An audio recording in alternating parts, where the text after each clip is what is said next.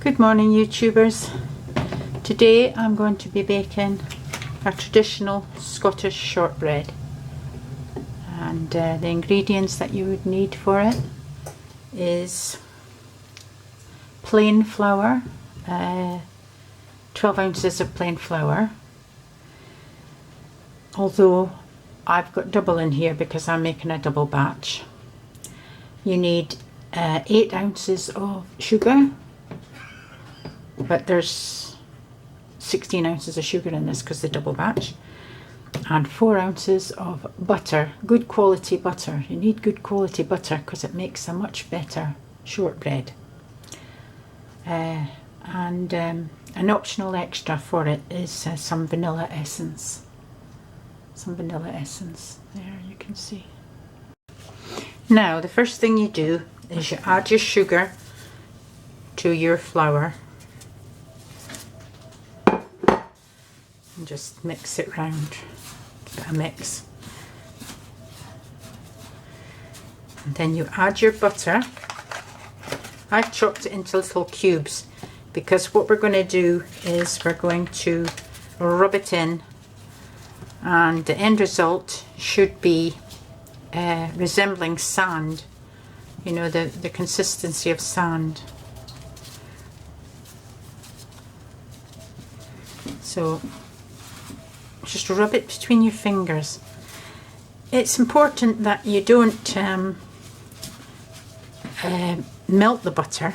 What you want to do is to just rub it in. Oops, sorry about that. Just rub it in. Difficult to get started because the butter's quite hard, but I like to start with hard butter. Now this is going to take a long time, so I won't bore you by showing you all this, and I'll get back to you in a moment.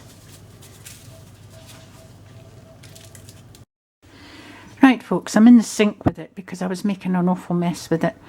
That's what it should look like when you've done it. You rub it with the tips of your fingers. Try to keep the ingredients as cool as possible.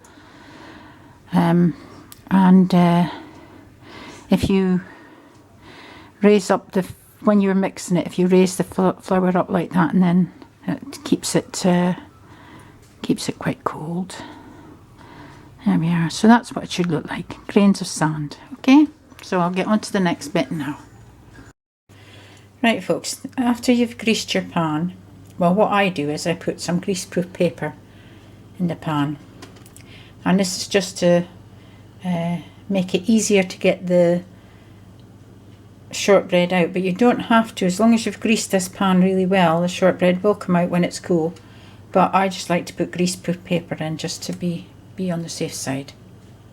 And then what you do is you get your ingredients, and you have to knead it together now, and that'll take a wee while, and I'll get back to you once I've done that. Now what I've done is I've lined the tin with greaseproof paper, but you don't have to, because I just do it to help me get the shortbread out.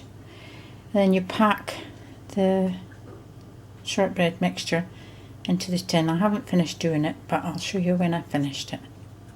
Now there we go folks, the mixture's been put into the tin, and it's been pressed down really firmly. It has to be very firm. And then what you do is you get a fork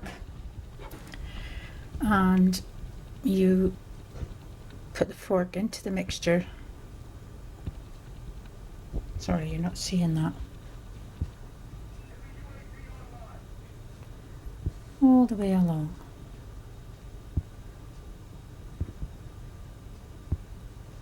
About halfway into the mixture.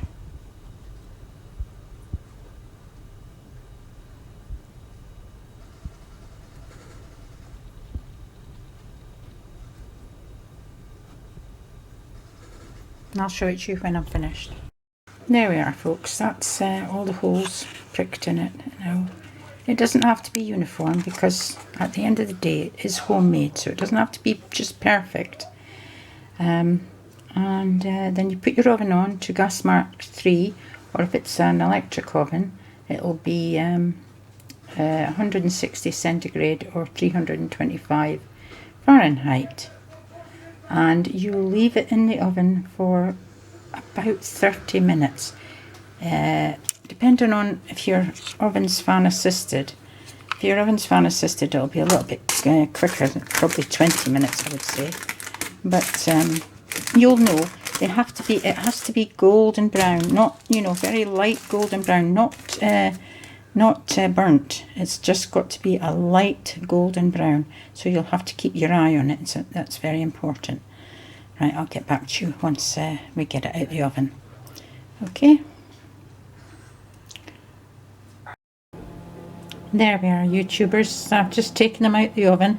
They're just starting to get golden brown, and that's, you don't want to cook them anymore because you want them to be able to melt in your mouth. So you don't want to cook them anymore because that would make them really crunchy, but you want a melt in the mouth moment. So I'll show you them once I've got them on the cooling trays. I have to let them cool a bit, but I've quickly give them a cut when I've taken them out of the oven. Obviously it's not even because I don't want anything uniform. There's no need for it. The bigger ones, and there's smaller ones. So I'll get back to you when I've got them on the trays. There we are, folks. They're all cooling, and Michael will do a taste test. Oh, sorry, I forgot to tell you the secret ingredient. Well, it wasn't a secret ingredient, just an extra ingredient. Is chocolate. So I will let you see that when we put it on, and I'll show you Michael testing. Okay, bye for now. There we are, folks. I've done half of them in chocolate and half plain, and they do keep very well, so you can put them in a tin and keep the lid on tight, and they will last for a couple of weeks. Now with shortbread, you can, when they come out of the oven, you can sprinkle a bit more sugar on top, but they don't like too much sugar on top, so I haven't bothered. But you do normally, you would sprinkle a bit of sugar on top, but it's got plenty of sugar in it anyway, and you wouldn't sprinkle sugar on the ones that you're doing chocolate. Okay, and I'm going to get Michael to taste one, see what he says. Okay, Mike, you're going to taste it, so tell me what you think. Right. Crunchy, melt in the mouth? I think that's the best I've ever tasted.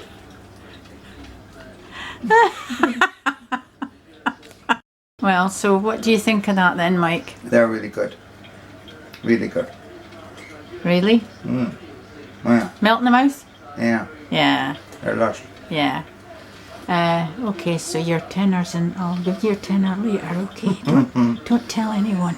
Alright. Alright? Okay, that's all for now, folks. I'll see you in the next allotment video.